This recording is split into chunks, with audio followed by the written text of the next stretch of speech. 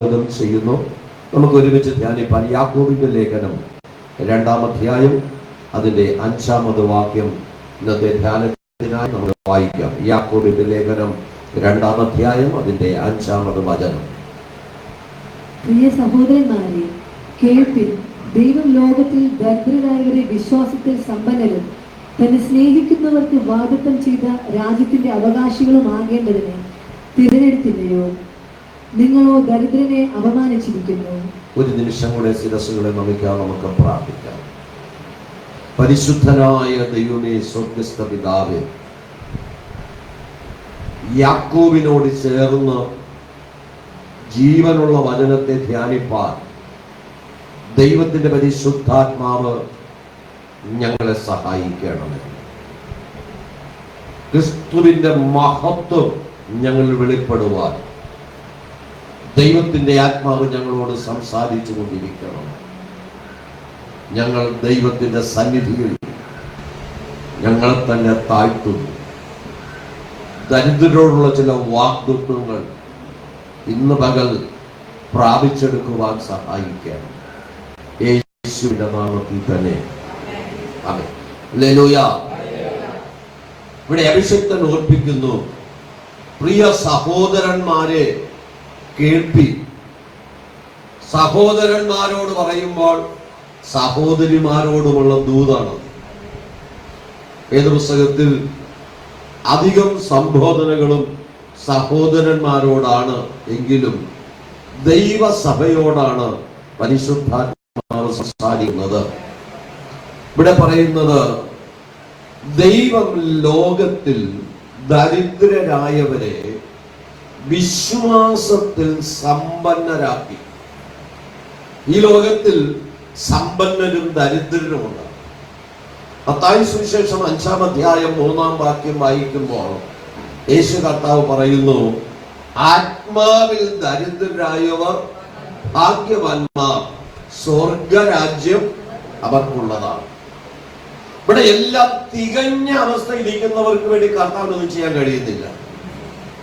എനിക്ക് ഇനിയും എന്തെങ്കിലും ദൈവത്തിൽ നിന്ന് പ്രാപിക്കണമെന്നുള്ള ആ ഒരു വിനയത്തോടെ താഴ്മയോടെ നമ്മൾ ദൈവസേനയിലായിരിക്കുന്നുവെങ്കിൽ ആത്മീക ദാരിദ്ര്യം നമ്മെ ക്രിസ്തുവിലേക്ക് അടുപ്പിക്കുന്നതായിരിക്കും. ആ ഒരു ദാഹം നമ്മുടെ ജീവിതത്തിൽ ഉണ്ടാകണം. അതെ, വെളിപ്പാട് പുസ്തകത്തിൽ പറയും, ഞാൻ സമ്പന്നനാണ്, എനിക്കൊന്നിനും കുറവില്ല, എനിക്കെല്ലാം തികഞ്ഞതാണ് എന്ന് പറഞ്ഞുകൊണ്ട് നീ അരിഷ്ടനും ദരിദ്രനും കുരുടനുമായിരിക്കുന്നു എന്ന് അതേ വെളിപ്പാട് പുസ്തകത്തിൽ സഭയോട് ദൂത് പറയാം. ആത്മാവിൽ ദരിദ്രരായി എനിക്ക് ഇനിയും അതേ ചിലതുകൂടെ വേണം. ആ ഒരു ദാഹത്തോടെ ആർത്തിയോടെ, സങ്കീർത്തനക്കാരന്റെ ഭാഷയിൽ പറഞ്ഞാൽ മാൻ നീർത്തോടുകളിലേക്ക് ചെല്ലുവാൻ കാംക്ഷിക്കുന്നത് പോലെ എന്റെ ആത്മാവ് നിന്നോട് ചേരുവാൻ കാംക്ഷിക്കുന്നു. മാൻ നീർത്തോടിലേക്ക് പകൽക്കാലം മുഴുവനും അതേ ചൂടേറിയ ആ വെയിലിലും പാറക്കെട്ടുകളിലും മേഞ്ഞു നടന്നിട്ട് അത് വെള്ളം കുടിക്കുവാൻ തക്കവണ്ണം അത് ഉറവിനരികിലേക്ക് ആർത്തിയോടെ വരുന്നത് പോലെ ഇന്ന് പകൽക്കാല എത്രമാത്രം നാം നമ്മെ തന്നെ ദൈവത്തിന് വിനയപ്പെടുത്തിക്കൊണ്ടിരിക്കുന്നു, അത്രമാത്രം ദൈവത്തിന്റെ പരിശുദ്ധാത്മാവ് നമ്മെ ശക്തീകരിപ്പാൻ ഇടയായി തീരാ. ഏതൊക്കെ മേഖലയില് നാം നമ്മെ തന്നെ ഏൽപ്പിച്ചു കൊടുക്കുന്നുവോ, ഞാൻ തികഞ്ഞവനായിട്ടല്ല കർത്താവേ, ഇന്ന് പകൽക്കാല ദൈവസന്ന് പ്രാപിക്കുവാനുള്ള വാഞ്ചയോടെ ഞാൻ ദൈവസേനയിലായിരിക്കുന്നുവെന്ന് എത്ര പേർക്ക് വിനയപ്പെടുത്തി കൊടുക്കാൻ കഴിയോ? ആ കർത്താവിന്റെ സന്നിധിയിൽ ആ വിധേയപ്പെടുത്തുന്ന ഒരു മനസ്സാണ് ദൈവം ആഗ്രഹിക്കുന്നത്. ഹല്ലേലൂയ. നാം പ്രാപിക്കുന്ന എല്ലാ നന്മകളും നഷ്ടപ്പെടുത്തിയ ശേഷം ഞാൻ ദരിദ്രനാണെന്ന് പറയുന്നതിനേക്കാൾ ഇല്ല, ആത്മാവിൽ ഒരു പടി കൂടെ വളരുവാൻ, എത്ര ദൈവം തന്നാലും ഞാൻ പ്രാപിക്കുവാനുള്ള ആ ഒരു വാഞ്ച, അതാണ് കർത്താവ് ഇവിടെ ആഗ്രഹിക്കുന്നത്. ആത്മീക ദാരിദ്ര്യത്തെ കുറിച്ച്. അപ്പൊ ദരിദ്രരായവരെ വിശ്വാസത്തിൽ സമ്പന്നരാക്കുവാൻ എവിടെയൊക്കെ നമ്മൾ ദാരിദ്ര്യം അനുഭവിക്കുന്നോ ആ മേഖലയിലെല്ലാം സമ്പന്നരായി തീരുവാൻ കർത്താവ് മുമ്പേ അവന്റെ രാജ്യവും നീതിയും അന്വേഷിച്ചാൽ അതോടൊപ്പം സകലതും തരാമെന്ന ദൈവത്തിന്റെ വാഗ്ദത്തം. അപ്പൊ നമ്മൾ അന്വേഷിക്കുന്നത് ഈ കർത്താവിനെ ആണെങ്കിൽ, യേശുവിനെ ആത്മാർത്ഥമായി നമ്മൾ അന്വേഷിക്കുന്നുവെങ്കിൽ, ഹൃദയംഗമായി അന്വേഷിക്കുന്നുവെങ്കിൽ, പൂർണ്ണ ഹൃദയത്തോടെ അന്വേഷിച്ചാൽ ആ കർത്താവിനെ കണ്ടെത്തുവാൻ കഴിയും. പ്രവാചകൻ പറയുന്നു, കർത്താവിനെ കണ്ടെത്താകുന്ന സമയത്ത് അവനെ അന്വേഷിപ്പി, അവൻ അടുത്തിരിക്കുമ്പോൾ അവനെ വിളിച്ചപേക്ഷിക്കുകയും. അടുത്തിരിക്കുന്ന ഒരാളിനോട് വിളിച്ചപേക്ഷിക്കേണ്ട കാര്യമുണ്ടോ? എന്നാൽ ഇന്ന് പകൽ കർത്താവ് അടുത്തിരിക്കുമ്പോൾ വിളിച്ചപേക്ഷിക്കുവാൻ കർത്താവിന്റെ വചനം പറയുന്നു. നമുക്ക് ആത്മീകമായി നമ്മെ സമ്പന്നരാക്കി തീർക്കുവാൻ യാക്കോബിന്റെ ലേഖനം 1-ാം അധ്യായത്തിന്റെ 12-ാമത് വാക്യം ഒന്ന് ചേർത്ത് വായിക്കാം. പരീക്ഷ സഹിക്കുന്ന മനുഷ്യൻ ഭാഗ്യവാൻ, അവൻ കൊള്ളാകുന്നവനായി തെളിഞ്ഞ ശേഷം, അവൻ കൊള്ളാകുന്നവനായി തെളിഞ്ഞ ശേഷം കർത്താവ് തന്നെ സ്നേഹിക്കുന്നവർക്ക് വാഗ്ദത്തം ചെയ്ത ജീവകിരീടം പ്രാപിക്കും. അപ്പൊ കർത്താവ് വാഗ്ദത്തം ചെയ്ത ജീവകിരീടം പ്രാപിക്കുവാൻ ദൈവരാജ്യത്തിലെത്തിയാല് ജീവന്റെ കിരീടം പ്രാപിപ്പാൻ കഴിയുള്ളൂ. പക്ഷെ അതിന് ഇവിടെ പരീക്ഷയുണ്ട്. ഓരോ പരീക്ഷകളിലും നമ്മൾ തികഞ്ഞവരായി, അവൻ ദൈവത്തിന് കൊള്ളാകുന്നവരായി തെളിയണം. ഓരോ പരീക്ഷകളും വരുമ്പോൾ, ഓരോ പ്രതീക്ഷകളും, അതെ പ്രതിസന്ധികളും വരുമ്പോൾ, ഞാൻ ദൈവത്തെ ആരാധിച്ചിട്ടും എനിക്ക് ഇങ്ങനെ സംഭവിച്ചുവെന്ന് പറഞ്ഞ് പുറകോട്ട് പോകുന്ന ഒരാളിൽ ഒരിക്കലും അത് വിശ്വാസത്തിൽ സമ്പന്നരായി തീരാൻ കഴിയുകയില്ല.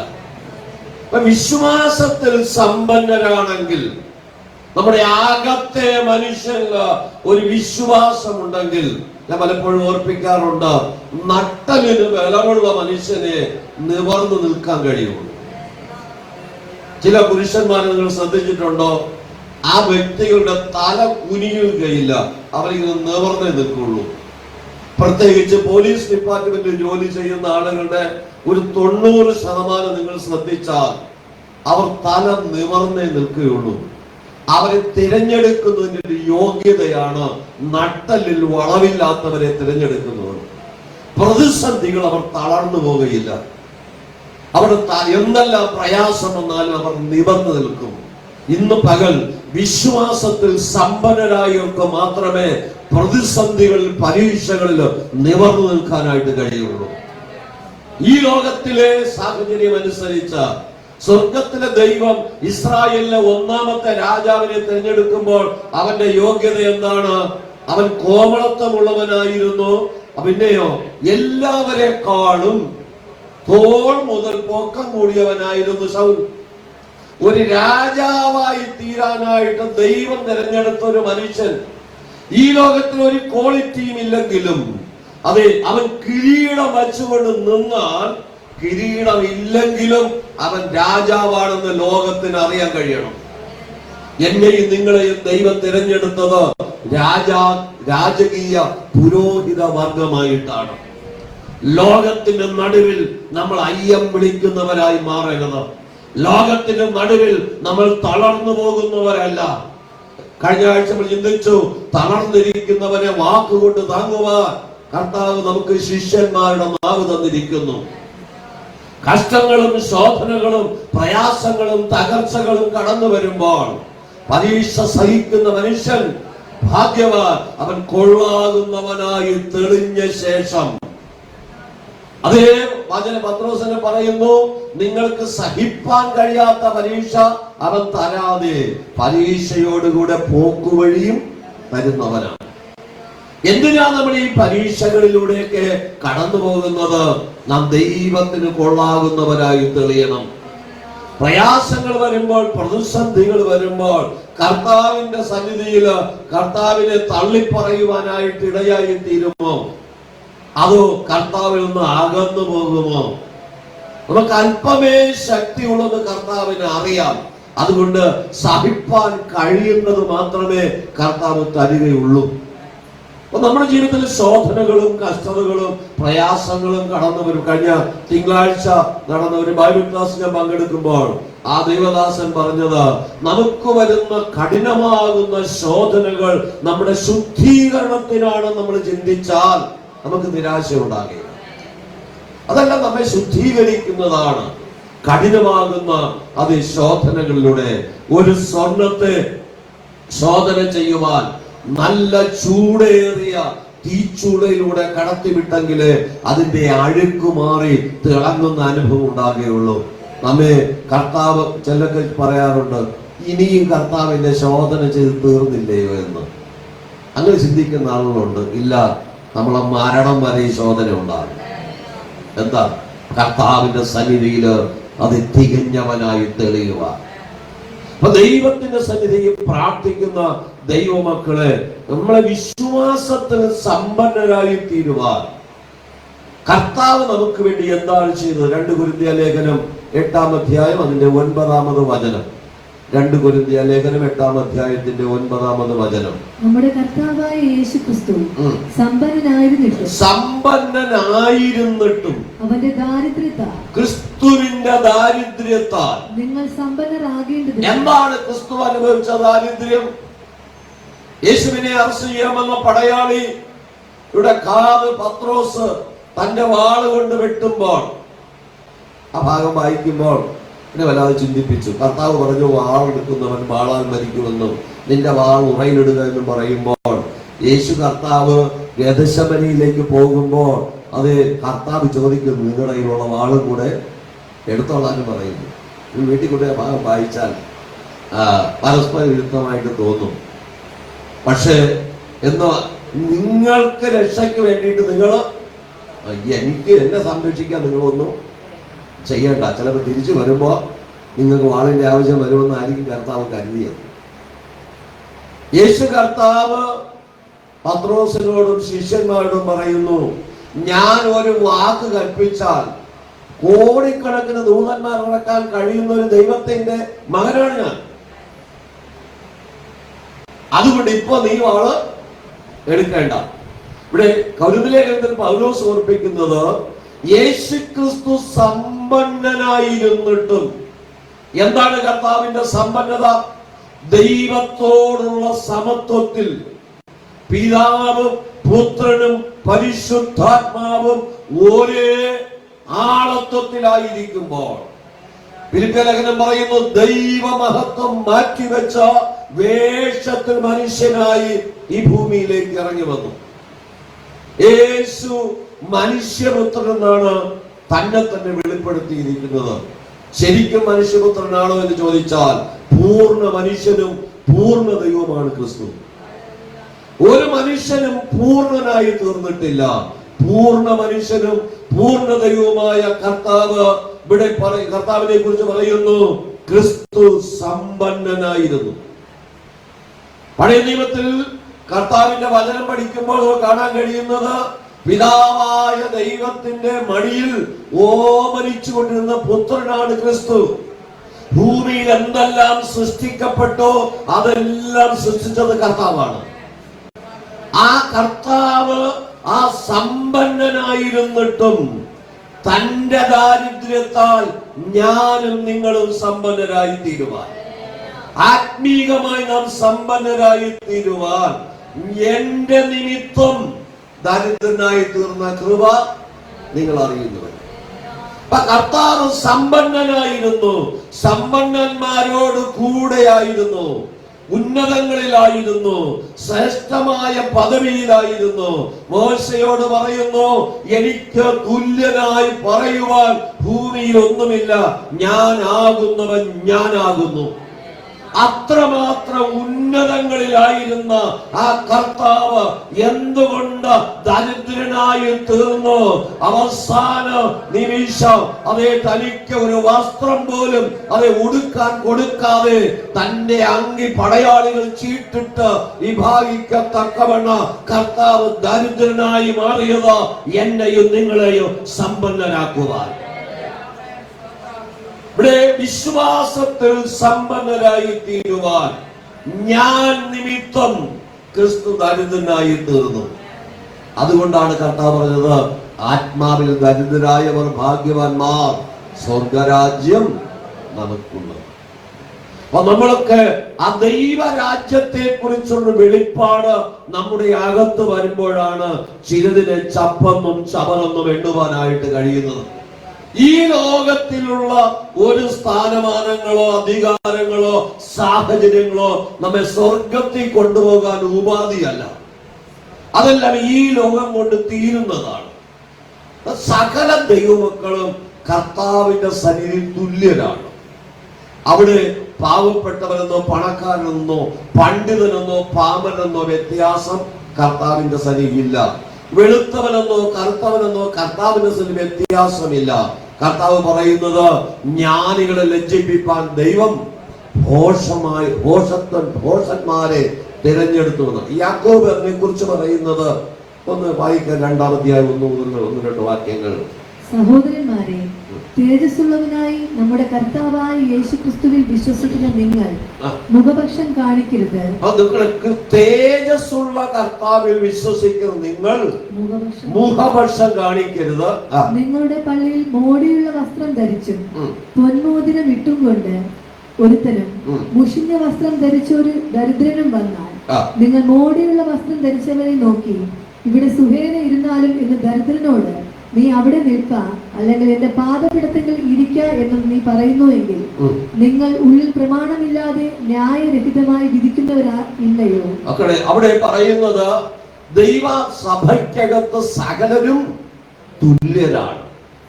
അവിടെ വലിയവരും വലിയ ചെറിയവരൊന്നുമില്ല. ജീവിതത്തിന്റെ ഏത് മേഖലകളിലും നമുക്ക് ദൈവത്തോട് തുല്യരാക്കി തീർക്കുവാൻ, സ്വർഗത്തിലെ സ്വർഗത്തിലെ മഹിമ വെടിഞ്ഞ് ഇറങ്ങി വന്ന് നമ്മെ ഉയർത്തി ആ വിശ്വാസത്തിൽ സമ്പന്നരാക്കി മാറ്റിയത്, എന്നെ അത് സമ്പന്നനാക്കി കർത്താവിനോട് കൂടെ ആക്കുവാൻ സ്വർഗത്തിൽ ദൈവം താണ് ഇറങ്ങി വന്നു. നമുക്ക് ഉയരുവാൻ ഒരു പരിധിയേ ഉള്ളൂ. ഒരു പരിധി വരെ മാത്രമേ ഉയരാൻ കഴിയുള്ളൂ. അതുകൊണ്ട് ദൈവം താണ് ഇറങ്ങി വന്നു. ഇന്ന് പകൽ യാക്കോബിന്റെ ലേഖനത്തിൽ 2:5 പറയുന്നു, അതെ, ദൈവം ലോകത്തിൽ ദരിദ്രരായവരെ വിശ്വാസത്തിൽ സമ്പന്നരാക്കും. വിശ്വാസത്തിൽ ക്ഷീണിച്ചു പോയാൽ നമ്മുടെ ജീവിതം കഷ്ടമാണ്. നമ്മുടെ വിശ്വാസ ജീവിതം തകർന്നു പോകരുത്, അല്ലേ? ചിലരൊക്കെ പറയാറുണ്ട്, വിശ്വാസ കപ്പൽ തകർന്നു പോയെന്ന്. വിശ്വാസ കപ്പൽ തകർന്നു പോയാൽ അത് സമുദ്രത്തിന്റെ ആഴത്തിലേക്ക് പോകും. രക്ഷപ്പെടുവാനായിട്ട് കഴിയുകയില്ല. നമ്മുടെ വിശ്വാസം അവസാന നിമിഷം വരെയും നമുക്ക് ആ വിശ്വാസം ഉണ്ടാകണം. ആരിൽ? യേശു ക്രിസ്തുവിൽ. ക്രിസ്തുവിലുള്ള വിശ്വാസം ഉറപ്പാണെങ്കിൽ അവസാനം വരെ നടത്തുവാൻ ദൈവം ശക്തനാണ്. അതെ, പൗലോസിന്റെ വാക്കുകൾ കടമെടുത്ത് പറഞ്ഞാൽ, എന്റെ ഉപനിധി ആ ദിവസം വരെ കാക്കുവാൻ ശക്തൻ ഞാൻ ഉറച്ചിരിക്കുന്നു. ആ ദൈവത്തെയാണ് ഞാൻ വിശ്വസിക്കുന്നത്. ഞാൻ ആരെ വിശ്വസിച്ചിരിക്കുന്നു? ഞാൻ അറിയുന്നു. നമ്മുടെ അറിവ് ആ കർത്താവിലുള്ള പൂർണ്ണമായ വിശ്വാസമാണോ? എന്നെ അവസാനം വരെ നടത്തുവാൻ എന്റെ ദൈവം ശക്തനാണെന്നുള്ള ഉറപ്പുണ്ടെങ്കിൽ വഴിയിൽ നമ്മൾ തളർന്നു പോകാൻ അനുവദിക്കുന്ന ദൈവമല്ല. അപ്പൊ കർത്താവിന്റെ വചനം അതാണ് പറയുന്നത്, നാം ക്രിസ്തു സമ്പന്നനായിരുന്നിട്ടും അത് ഞാൻ നിമിത്തം ക്രിസ്തു ദരിദ്രനായി തീർന്ന കൃപ നിങ്ങൾ അറിയുന്നുവല്ലോ. അപ്പൊ എനിക്ക് വേണ്ടി എന്നെ സമ്പന്നനാക്കുവാൻ, എന്നെ ദൈവരാജ്യത്തിലെ പങ്കാളിയാക്കി തീർക്കുവാൻ യേശുവിന്റെ ശിഷ്യന്മാരോട് യേശു ശിഷ്യന്മാരോട് കൂടെ നടക്കുമ്പോൾ പലപ്പോഴും ആ ശിഷ്യന്മാർ ചോദിച്ചു, കർത്താവേ, ഞങ്ങൾ സകലതും വിട്ട് നിന്നെ അനുഗമിച്ചല്ലോ, ഞങ്ങൾക്ക് എന്ത് കിട്ടും?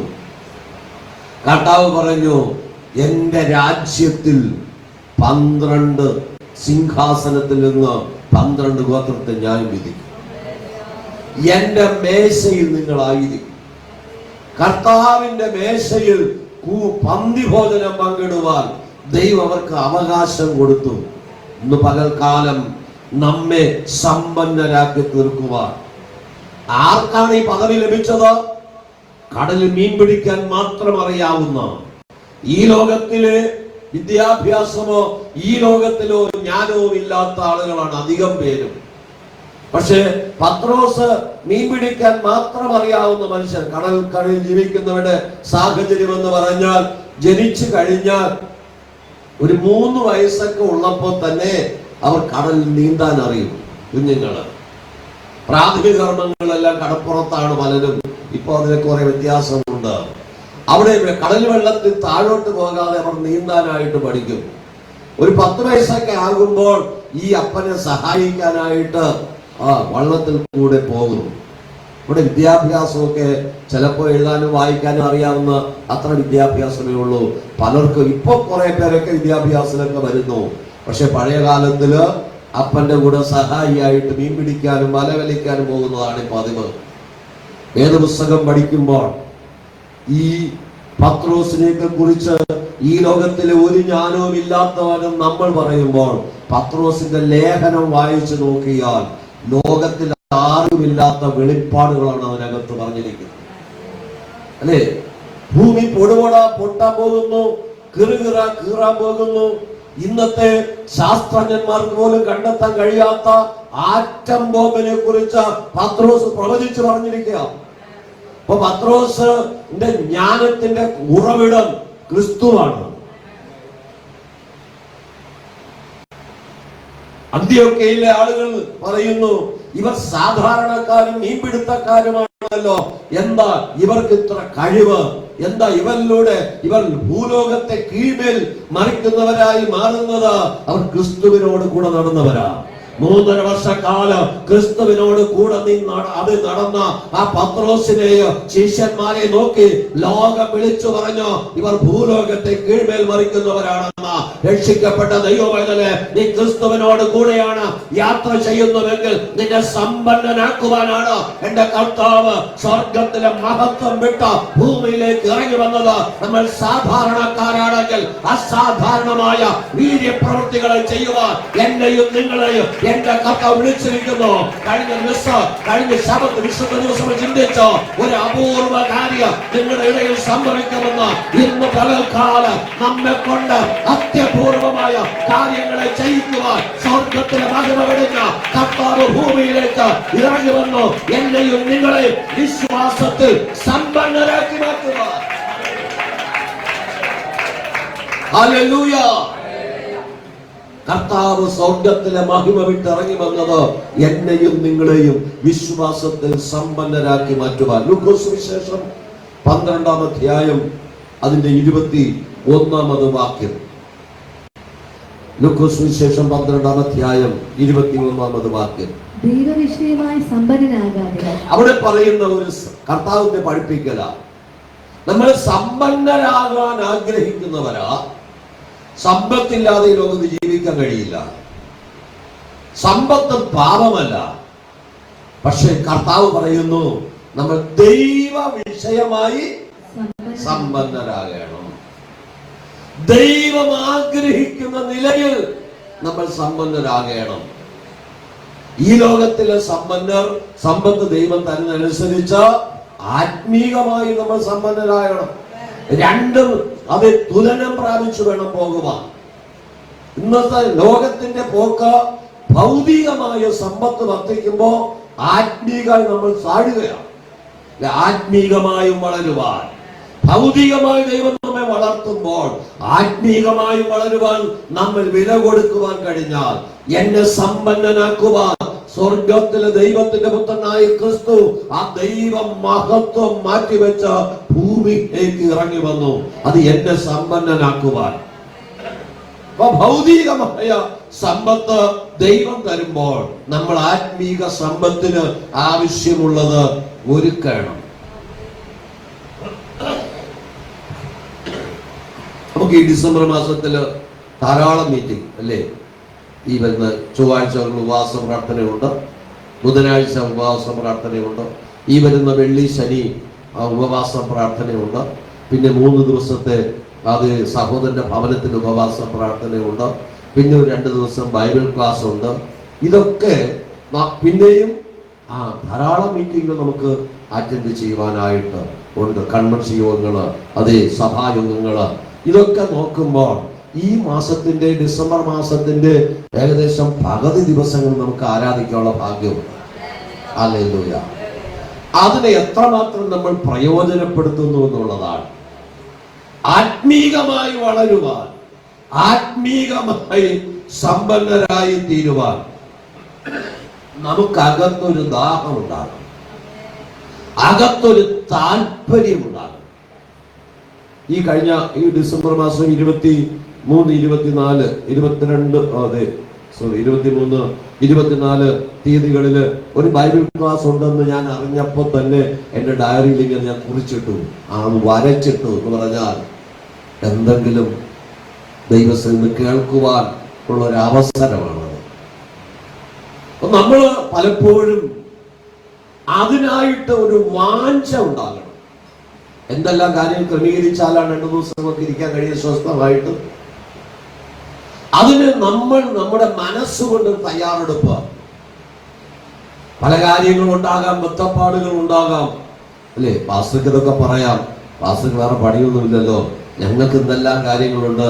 എല്ലാം ആവശ്യം തന്നെ, ഒരു കാര്യങ്ങളും മുടക്കിയിട്ടല്ല. ഞാൻ പലപ്പോഴും അത് സഭയെ പഠിപ്പിക്കാറുണ്ട്. ഒരു വീട്ടമ്മ ഉപവസിക്കാൻ തീരുമാനിച്ചാൽ വീട്ടിൽ ഉപവസിക്കാത്തവർക്കെല്ലാം ഭക്ഷണം ഉണ്ടാക്കി വെച്ചിട്ടേ ഉപവസിക്കാവൂ. കുടുംബമായി ഉപവസിക്കുന്നെങ്കിലും ഓക്കെ, ആരെങ്കിലും ഒരാൾ ഭക്ഷണം കഴിക്കാൻ വീട്ടിലുണ്ടെങ്കിൽ വീട്ടമ്മയുടെ ഉത്തരവാദിത്വം അവർക്കുള്ള ഭക്ഷണം ഒരുക്കി വെച്ചിട്ട് അവർ ഉപവസിക്കും. അതാണ് ദൈവം പ്രസാദിക്കുന്ന ഉപവാസം. അല്ലാതെ ഞാൻ ഉപവാസം എടുത്തത് രാവിലെ ഞാൻ ഉപവാസമാണ്, നിങ്ങൾ വേണമെങ്കിൽ ഉണ്ടാക്കി കഴിക്കും എന്നുള്ളതല്ല പറയുന്നതല്ല. ആ നമ്മെ ഏൽപ്പിച്ചിരിക്കുന്ന ഉത്തരവാദിത്വങ്ങൾ നിറവേറ്റും. അത് ദൈവം വച്ചിരിക്കുന്ന വ്യവസ്ഥയാണ്. വീട്ടിലൊരു അപ്പനാണെങ്കിൽ, ഒരമ്മയാണെങ്കിൽ, മക്കളാണെങ്കിൽ നമുക്ക് ഓരോരുത്തർക്കും ഓരോ നമ്മുടേതായ ഉത്തരവാദിത്വമുണ്ട്. ആ ഉത്തരവാദിത്വങ്ങളെല്ലാം നിറവേറ്റി കർത്താവിന്റെ സന്നിധിയിൽ ഇരിക്കണം. അതാണ് ദൈവം ആഗ്രഹിക്കുന്ന ഉപവാസം. കർത്താവ് അല്ലെ ഗിരിപ്രമാണത്തിൽ കർത്താവ് പറയുന്നു, അത് തലയെ വേഴാമ്പൽ പോലെ കുനിക്കുന്നതല്ല, പിന്നെയോ ഞാൻ പട്ടിണി കിടക്കുന്നു മറ്റുള്ളവരെ വാടിമുഖം കാണിക്കുന്നതല്ല ഉപവാസം. ദൈവത്തിന് പ്രസാദകരമായ ഉപവാസം. കർത്താവിന്റെ പാദപീഠത്തിലായിരിക്കുമ്പോൾ അതെ ഇവിടെ കർത്താവ് പറയുന്നു, ദൈവ വിഷയമായി നിങ്ങൾ എന്താകണം? സമ്പന്നരാകണം. വായിക്കാം. ദൈവവിഷയമായി സമ്പന്നനാകാതെ തനിക്ക് തന്നെ നിഷേധിക്കുന്നവന്റെ കാര്യം ഇങ്ങനെയാകുന്നു. എന്തുകൊണ്ടാ കർത്താവ് അങ്ങനെ പറയുന്നത്? അതിന്റെ 18-ാം വാക്യം മുതൽ 1-2 വാക്യം ഒന്ന് വായിക്കാം. പിന്നെ അവൻ പറഞ്ഞത്, ഞാൻ ഇത് ചെയ്യും, എന്റെ കളപ്പുരകളെ പൊളിച്ച് അധികം വലിയവ പണിത് എന്റെ വിളവും വസ്തുവകയും എല്ലാം അതിൽ കൂട്ടിവെക്കും. എന്നിട്ട് എന്നോട് തന്നെ, നിനക്ക് ഏറെ ആണ്ടുകൾക്ക് മതിയായ അനവധി വസ്തുവക സ്വരൂപിച്ചു വച്ചിരിക്കുന്നു, ആശ്വസിക്ക, തിന്നുക, കുടിക്ക, ആനന്ദിക്ക എന്ന് പറയും. ദൈവമോ അവനോട്, മൂഢ, ഈ രാത്രിയിൽ നിന്റെ പ്രാണനെ നിന്നോട് ചോദിക്കും, പിന്നെ നീ ഒരുക്കി വെച്ചത് ആർക്കാകും എന്ന് പറഞ്ഞു. ഇവിടെ കർത്താവിന്റെ വചനം പറയുന്നു, കർത്താവ് പറയുന്ന ഒരു ഉപമ, ദൈവ വിഷയമായി സമ്പന്നനാകാതെ തന്നോട് തന്നെ പറയുക, കുടിക്കുക, തിന്നുക, ആനന്ദിക്കുക. പക്ഷെ ദൈവത്തിന്റെ സന്നിധിയിൽ കർത്താവ് പറയുന്നു, ദൈവ വിഷയമായി സമ്പന്നനാകണം. എങ്കിൽ ഇത് എനിക്കുള്ളതല്ല, ദൈവത്തിനുള്ളതാണെന്ന് പറയാൻ കഴിയും. ദൈവം തന്നതല്ലാതെ നമുക്കൊന്നും അനുഭവിക്കാൻ കഴിയും. ദൈവത്തിന് മഹത്വം കൊടുക്കാത്ത ഇതുകൊണ്ടാണ് കർത്താവ് പറയുന്നത്, ദൈവ വിഷയമായി സമ്പന്നനാകണം. 12-ാം അധ്യായത്തിന്റെ 32-ാം വാക്യം കൂടെ ഒന്ന് വായിക്കാം. ചെറിയ ആട്ടിൻകൂട്ടമേ, ഭയപ്പെടരുത്, ഭയപ്പെടരുത്. നിങ്ങളുടെ പിതാവ് രാജ്യം നിങ്ങൾക്ക് നൽകുവാൻ പ്രസാദിച്ചിരിക്കുന്നു. കരങ്ങൾ ഉയർന്ന ദൈവത്തിന് നന്ദി പറയാം. ഹല്ലേലൂയ. ചെറിയ ആട്ടിൻകൂട്ടമാണെന്ന് നമ്മൾ ഭയപ്പെടരുത്. പിതാവായ ദൈവം തന്റെ രാജ്യം നമുക്ക് തരാൻ പ്രസാദിച്ചിരിക്കുന്നു. നാം വിശ്വാസത്തിൽ സമ്പന്നരായി മാറിയാൽ, വിശ്വാസത്തിൽ അഭിവൃദ്ധി പ്രാപിച്ചാൽ, വിശ്വാസത്തിന്റെ അടുത്ത പടിയിലേക്ക് നമ്മൾ കയറിയാൽ, നമ്മെ നടത്തുവാൻ കർത്താവ് സർവശക്തനാണ്. പിതാവ് തന്റെ രാജ്യം നമുക്ക് തരാൻ വേണ്ടി ഒരുങ്ങിയിരിക്കുക. അപ്പൊ ദരിദ്രരായവർക്ക് വിശ്വാസത്തിൽ സമ്പന്നത കൊടുക്കുവാൻ ആഗ്രഹിക്കുന്ന ഒരു കർത്താവ്. 2 കൊരിന്ത്യർ ലേഖനം 1-ാം അധ്യായം അതിന്റെ 5-ാമത് വാക്യം വായിക്കുമ്പോൾ 2 കൊരിന്ത്യർ 1:5 ക്രിസ്തുവിന്റെ കഷ്ടങ്ങൾ ഞങ്ങളിൽ പെരുകുന്നത് പോലെ തന്നെ ക്രിസ്തുവിന്റെ കഷ്ടങ്ങൾ നിങ്ങളിൽ പെരുകുന്നത് പോലെ തന്നെ ക്രിസ്തുവിനാൽ ഞങ്ങളുടെ ആശ്വാസവും പെരുകുന്നു. അക്കടെ ക്രിസ്തുവിൻ മുഖാന്തരം നീ കഷ്ടം അനുഭവിക്കുന്നുവെങ്കിൽ ക്രിസ്തുവിനുള്ള ആശ്വാസവും വർദ്ധിക്കുവാനിടയായി. അപ്പൊ ദൈവത്തെ ആരാധിക്കുന്ന ദൈവമക്കളുടെ ജീവിതത്തിൽ എന്തുകൊണ്ട് എന്ന് ചോദിക്കാതെ കർത്താവിന്റെ സന്നിധിയിൽ ആശ്വാസത്തിനായി ആത്മീകമായി വിശ്വാസത്തിൽ സമ്പന്നരായി തീരുവാൻ നാം വിധേയപ്പെട്ടു കൊടുത്താൽ കർത്താവ് നമ്മെ നടത്തുവാൻ ശക്തനാണ്. ഓരോ ദിവസവും നമുക്ക് ആവശ്യമുള്ളത് തരുവാൻ ദൈവം വിശ്വസ്തനാണ്. 1 വയസ്സ് പ്രായമുള്ള ഒരു കുട്ടിക്ക് നമ്മൾ ഭക്ഷണം എടുക്കുമ്പോൾ 30 വയസ്സ് പ്രായമുള്ള ഒരാളിനെടുക്കുന്ന പോലത്തെ ഭക്ഷണമല്ല എടുക്കുന്നത്. 2 പേർക്കും ഒരുപോലെ എടുത്താൽ ബാക്കി വേസ്റ്റാണ്. ആ കുഞ്ഞിനറിയാം അല്ലേ? കൊച്ചുകുട്ടികൾക്ക് സ്കൂളിൽ ഭക്ഷണം കൊടുത്തയക്കുമ്പോൾ പ്രായമുള്ളവർക്ക് അതുപോലെ പൊരിച്ച മീൻ അതുപോലെ കൊടുത്തയക്കും. കുട്ടികൾക്കാണെങ്കിലോ അവിടെ ശരീരത്തിൽ എന്ത് ചെയ്യും? മുള്ള് കൊള്ളാതിരിക്കാൻ നമ്മൾ സൂക്ഷിക്കും. ഓരോ കുഞ്ഞിനും ആവശ്യമുള്ള ഭക്ഷണം മാതാവും അല്ലെങ്കിൽ പിതാവോ പ്രിയപ്പെട്ടവരോ അതിനു വേണ്ടി വേർതിരിച്ചൊരുക്കുന്നുവെങ്കിൽ സ്വർഗത്തിലെ ദൈവം നമുക്ക് ആവശ്യമുള്ളത് ഓരോരുത്തർക്ക് ആവശ്യമുള്ള ദൈവം അളന്നു തരുന്ന ദൈവമാണ്. നമ്മെ നന്നായി അറിയുന്ന ദൈവം. നമ്മുടെ വിശ്വാസത്തിൽ നമ്മൾ ഉയർന്നാൽ, വിശ്വാസത്തിൽ സമ്പന്നരായി തീർന്നാൽ കർത്താവ് ഭൂമിയിലേക്ക് വന്നതിന്റെ ദൗത്യം പൂർത്തീകരിക്കപ്പെടും. എന്റെ വിശ്വാസത്തിൽ സമ്പന്നനാക്കാനാണ് കർത്താവ് ആ ദൈവ മഹിമ വിട്ട് ഭൂമിയിലേക്ക് ഇറങ്ങി വന്നതെന്ന ആ ഒരു ബോധം നമ്മുടെ ജീവിതത്തിൽ ഉണ്ടെങ്കിൽ ക്രിസ്തുവിന്റെ കഷ്ടങ്ങൾ നിങ്ങൾ പെരുകുന്നത് പോലെ ക്രിസ്തുവിന്റെ ആശ്വാസവും പെരുകുന്നു. അപ്പൊ പരീക്ഷയോടുകൂടെ പോക്കുവഴി നൽകുന്ന ഒരു കർത്താവ്, അതാണ് ഇവിടെ ചിന്തിക്കുന്നത്. റോമാലേഖനം 10-ാം അധ്യായം 12-ാമത് വാക്യം വായിക്കാം. റോമാലേഖനം 10-ാം അധ്യായം 12-ാമത് വാക്യം. യഹൂദൻ എന്നും യവനൻ എന്നും വ്യത്യാസമില്ല, എല്ലാവർക്കും കർത്താവ് ഒരുവൻ തന്നെ. അവൻ തന്നെ വിളിച്ചപേക്ഷിക്കുന്ന എല്ലാവർക്കും നൽകുവാൻ തക്കവണ്ണം സമ്പന്നനാകുന്നു. അവ കർത്താവ് സമ്പന്നനാകുന്നു, ഓരോരുത്തർക്കും കൊടുക്കുവാൻ തക്കവണ്ണം കർത്താവ് സമ്പന്നനാണ്. കഴിഞ്ഞ ദിവസം ഒരു വാട്സപ്പിനകത്തൊരു സംഭവം കാണുവാനിടയായി. ഒരു ബേക്കറിയിൽ ചെന്ന് ഒരു താറാവ് ഒരു കേക്ക് കൊത്തിയെടുത്തുകൊണ്ട് ഓടിപ്പോയി. ആ കടക്കാരൻ പുറകെ ഓടി ഇതിനെ അതിനെ അടിക്കുവാനായി. ഇത് ഓടിച്ചെന്നിട്ട് വീട്ടിൽ ചെന്ന് 4-5 കുഞ്ഞുങ്ങൾക്കായിട്ട് ഇതിനെ 2ആയിട്ട് മുറിച്ചു വെച്ചു. അത് കണ്ടിട്ട് ആ കടക്കാരൻ അതിനെ പല ചെറിയ കഷ്ണങ്ങളായി മുറിച്ചു കൊടുത്തിട്ട് ആ മനുഷ്യൻ മടങ്ങിപ്പോയി. തന്റെ കടയുന്നത് എടുത്തുകൊണ്ട് പോയുള്ള വേദനയോടെ, ദേഷ്യത്തോടെ, ഇതിനെ കൊല്ലാനുള്ള ദേഷ്യത്തോടെയാണ് വന്നത്. പക്ഷെ ഈ അമ്മക്കോഴി അതിൽ നിന്ന് ഒരു കഷ്ണം പോലും എടുക്കാതെ തന്റെ കുഞ്ഞുങ്ങൾക്ക് വേണ്ടി മുറിച്ചു വെച്ചത് കണ്ടിട്ട് ആ മനുഷ്യൻ തന്റെ കൈ കൊണ്ടെടുത്ത് അതിന് ചെറിയ കഷ്ണങ്ങളായി മുറിച്ചു വെച്ചു കൊടുത്തു. എന്നെ കേൾക്കുന്ന ദൈവമക്കളെ, നമ്മൾ ചിന്തിക്കുന്നതിനേക്കാൾ നനയ്ക്കുന്നതിനേക്കാൾ അത്യന്തപരമായി ചെയ്യുവാൻ എൻ്റെ ദൈവം വിശ്വസ്തനായ ദൈവമാണ്. നാം ചോദിക്കുന്നതിനപ്പുറം തരുവാൻ ദൈവം വിശ്വസ്തനാണ്. നമുക്ക് ആവശ്യമുള്ളത് തക്ക സമയത്ത് തരുവാൻ എൻ്റെ ദൈവം വിശ്വസ്തൻ. നമ്മുടെ ഉള്ളം അറിയുന്ന ഒരു കർത്താവ്, നമ്മുടെ ആവശ്യങ്ങളെ അറിയുന്ന ഒരു കർത്താവ്. പലപ്പോഴും 1 രൂപ പോലും കയ്യിലില്ലാതെ ഞെരുക്കത്തിലായിരിക്കുമ്പോഴും അത് നമ്മുടെ അറിയുന്ന ഒരു കർത്താവുണ്ട്. നമ്മുടെ കർത്താവ് നമ്മെ മറന്നു പോകുന്നവനല്ല. 2 കാശിന് 5 കുരികളിനെ വിൽക്കുന്ന അതിൽ ഒന്നിനെ പോലും എൻ്റെ കർത്താവ് മറക്കുന്നില്ല എന്നാണ് ദൈവം പറഞ്ഞ വാഗ്ദത്തം. നമ്മൾ വിശ്വാസത്തിൽ സമ്പന്നരാണോ?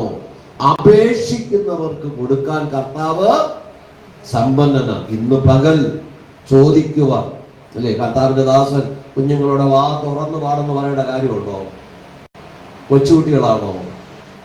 ഇല്ല, പാടാൻ അറിയാവുന്നവരെല്ലാം പാടണം. അതുകൊണ്ട് അനുഗ്രഹം താമസിക്കുന്നത്. ഇത് ഇവിടെ നിന്ന് പാടുമ്പോൾ അറിയാവുന്ന പാട്ടുകളാണ് ഏകദേശം ഞായറാഴ്ചകൾ പാടുന്നത്. ആരും നിർബന്ധിക്കാതെ നിങ്ങളുടെ ഈണമോ താളമോ അത് സ്വരമോ ഒന്നും അല്ല ദൈവത്തിന്റെ വിഷയം. നിങ്ങൾ വായി തുറന്ന് പാടിയാൽ നിങ്ങളുടെ മേൽ അനുഗ്രഹം വരും. ശത്രു അതിനെ തടയാനാണ് വായും പൂട്ടി നിർത്തുന്നത്. മൈക്ക് കിട്ടിയാലേ പാടുള്ളൂ എന്ന് പറഞ്ഞാൽ അത് എല്ലാവർക്കും മൈക്ക് കൊടുക്കാൻ പറ്റുമോ? അത് കഴിയില്ല. അതിനെല്ലാം ചില അടുക്കും ചിട്ടയൊക്കെ ഉണ്ട്. നിങ്ങൾക്ക് മൈക്ക് തരാൻ സന്തോഷം തന്നെ. പക്ഷെ ശനിയാഴ്ച രാത്രി ഇവിടെ വന്ന് പാട്ടൊക്കെ പഠിച്ചാൽ നിങ്ങൾക്കും പാടാം. ഇന്ന് പകൽ കർത്താവ് പറയുന്നത് ചോദിക്കുന്നവർക്ക് കൊടുക്കാൻ എൻ്റെ പക്കൽ സമ്പന്നതയുണ്ട്. നമുക്ക് ചോദിക്കാൻ കഴിയണം. സഭയുടെ മധ്യസ്ഥ പ്രാർത്ഥന സമയത്ത് നമ്മൾ വായും മൂട്ടി മിണ്ടാതിരിക്കരുത്. വായി തുറക്കണം, ദൈവത്തോട് ചോദിക്കണം. ദൈവം ചിലതുമായിട്ട് അതേ നന്മകളുമായിട്ടൂടെ വന്നു നിൽക്കുക. പക്ഷെ നമ്മൾ ചോദിക്കാൻ നമുക്ക് തരുന്നില്ല. ആവശ്യമുള്ളവർ വാങ്ങിക്കൊണ്ടുപോകുന്നു. എനിക്കൊരു ദൈവദാസൻ പ്രസംഗിച്ചത് ഇങ്ങനെയാണ്. മാർക്കറ്റിന്റെ വാതിൽക്കച്ച് നിൽക്കുമ്പോ മാർക്കറ്റിനകത്ത് ഭയങ്കര ബഹളം കേൾക്കും. ഓരോരുത്തർ അവരുടെ സാധനം വിൽക്കുന്ന ശബ്ദം, വാങ്ങുന്ന ശബ്ദം, ഓരോന്ന് ചോദിക്കുന്ന ശബ്ദം, കുശലം പറയും. ഇതെല്ലാം കൂടെ വെളിയിൽ നോക്കുമ്പോൾ ഒരു മുഴക്കം പോലെ തോന്നും. പക്ഷേ ആ മാർക്കറ്റിന്റെ വാതിൽക്ക് നിൽക്കുന്ന ഒരാളിനെ കാണാൻ കഴിയും. ഈ കോലാഹലത്തിന്റെ ആ ശബ്ദ കോലാഹലത്തിന്റെ നടുവിൽ നിന്ന് ഇറങ്ങി വരുന്ന കയ്യിൽ അവരുടെ കൈക്കകത്ത് ഇരിക്കുന്ന സഞ്ചിയില് അവരവർക്കുള്ള സാധനവുമായിട്ടാണ് പോകുന്നത്. ഈ ശബ്ദ കോലാഹലം കേട്ടിട്ട് നീ ഇതൊന്ന് ശാന്തമാകട്ടെ നിന്ന് അതേ ചന്ത വിരിയുമ്പോ ആളുകളെല്ലാം പോവും. അത് അകത്ത് കയറി ഒന്നും കാണുകയില്ല. വെറും കുട്ട മാത്രമേ ശേഷിക്കുകയുള്ളൂ. ഇല്ല, ഒരാൾ ശബ്ദമുയർത്തി പ്രാർത്ഥിക്കുമ്പോൾ നിങ്ങൾക്ക് ആവശ്യമുള്ളത് നിങ്ങൾക്ക് ചോദിക്കുവാൻ മനസ്സുണ്ടെങ്കിൽ തരാൻ ദൈവം സമ്പന്നനാണ്. ആത്മീകമായി നമ്മെ സമ്പന്നരാക്കുവാൻ, വിശ്വാസത്തിൽ സമ്പന്നരാക്കുവാൻ, അതാണ് കർത്താവിന്റെ വചനം പറയുന്നത്. അപേക്ഷിക്കുന്നവർക്ക് കൊടുക്കാൻ എന്റെ പക്കൽ സമ്പന്നതയുണ്ട്. 1 തിമോഥെയോസിന്റെ ലേഖനം 6-ാം അധ്യായം അതിന്റെ 17-ാമത് വാക്യം. 1 തിമോഥെയോസിന്റെ ലേഖനം 6-ാം അധ്യായം അതിന്റെ 17-ാമത് വാക്യം. ഈ ലോകത്തിലെ ധനവാന്മാരോട് ഉന്നതഭാവം കൂടാതെ ഇരിപ്പാൻ നിശ്ചയമില്ലാത്ത ധനത്തിലല്ല നമുക്ക് സകലവും ധാരാളമായി അനുഭവിപ്പാൻ തരുന്ന ദൈവത്തിൽ ആശ വെപ്പാനും നന്മ ചെയ്യുവാനും സൽപ്രവർത്തികളിൽ സമ്പന്നരായി ദാനശീലരും ഔദാര്യമുള്ളവരും സാക്ഷാലുള്ള ജീവനെ പിടിച്ചുകൊള്ളേണ്ടതിന് വരുംകാലത്തേക്ക് നല്ലൊരു അടിസ്ഥാനം നിക്ഷേപിച്ചു കൊള്ളുവാനും ആജ്ഞാപിക്കാം. വരുംകാലത്തിൽ നല്ലൊരു അടിസ്ഥാനം ഇടുവാൻ, ആത്മീകമായി നമ്മുടെ അടിസ്ഥാനം ഉറപ്പുള്ളതാണെങ്കിൽ, കർത്താവിന്റെ അഭിഷേകം പറയുന്നു, എനിക്ക് ലഭിച്ച കൃപയ്ക്കൊത്തവണ്ണം ഞാൻ അടിസ്ഥാനമിട്ടിരിക്കുന്നു. ഞാൻ ഇട്ടിരിക്കുന്ന അടിസ്ഥാനം യേശുക്രിസ്തുവാണ്. ക്രിസ്തുവാകുന്ന പാറമേൽ അടിസ്ഥാനമിട്ട് പണിയപ്പെടുന്ന ഒരുവന്റെ ആത്മീക ജീവിതം തകർന്നു പോകാൻ ദൈവം അനുവദിക്കയില്ല.